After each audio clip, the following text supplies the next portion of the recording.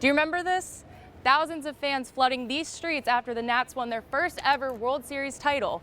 And now look, we're in the middle of baseball season and there's not a fan in sight. The MLB is banning fans from attending games here at Nats Park and ballparks across the country due to COVID-19. If you ride the Metro every day, you're probably used to wearing your mask by now. The CDC recommends anyone 2 years old and up should be wearing one while they're down here. And you'll see extra Metro employees working hard to clean surfaces to keep you safe. But if you're still feeling uneasy, you can use your phone to pay your fare. The beginning of this school year has started like no other. Every single student in the district began classes virtually in response to COVID-19, but that could all change. DC Mayor Muriel Bowser modifying a plan this week that could send kids back into the classroom as early as this month. Believe it or not, there's a Nats game that starts across the street in just an hour. And as you can see here, restaurants are struggling.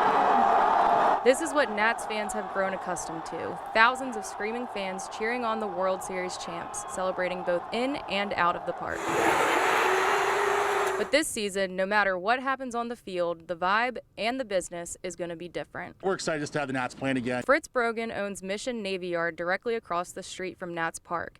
He told us he's still optimistic about this coming season and hopes that even if fans can't go to games, they'll still want to watch nearby. When the Nationals were playing away last year, people would still come in to watch the game here. A lot of energy in Navy Yard, even for away games. It's a similar story at nearby All-Purpose Pizzeria, where they plan to run national specials all season long. Even though fans can't go into the stadium, they can certainly come down and feel the energy around the stadium. And that's along the lines of what we heard from the Capitol Riverfront Business Improvement District too, with a spokesperson telling us, "We look forward to further partnering with neighborhood restaurants and bars to encourage baseball fans from across the DMV to watch the games closer to the action." Out here in Navy Yard, it's not as busy as it used to be, but fans are still coming out. If they'll still be here next season if they have to do it all over again, is a completely different story. I think people just gonna start watching the game from TV like they doing now. People are a little gun shy right now, and it's gonna take a little bit more control over COVID. You cheer for the team, so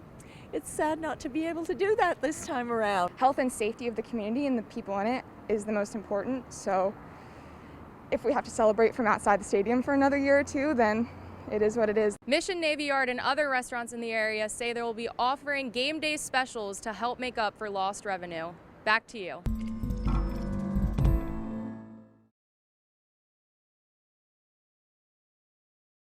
And I believe we have Sarah Ridenour on the sideline.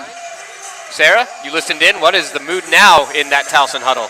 It's a lot different than the first time out, but Coach was still trying to pump up her team, telling them to play like they did at the start of this game, be more aggressive on defense, and start having more movement on offense, moving the ball around more.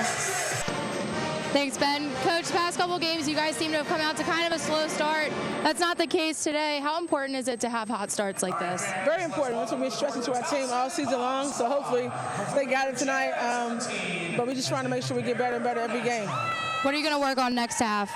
Communication, because this is a small team. They do a great job executing their offense, and we have matchup problems. We got to call out the screens and communicate on defense. All right, thanks, Coach. Good luck. Thank you.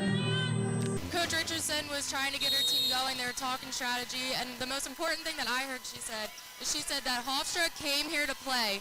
Let's start playing too. Thank you, Sarah. Coach, you guys got off to a good start. What was your strategy coming into this game?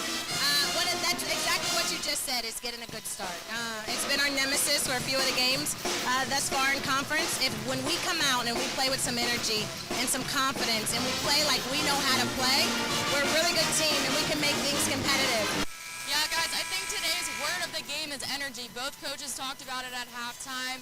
Towson didn't have it at first, but now they've really started to gain it, and Coach was just telling her team to keep that energy up, because when they have the energy, they're getting the momentum and being able to get the points on the board.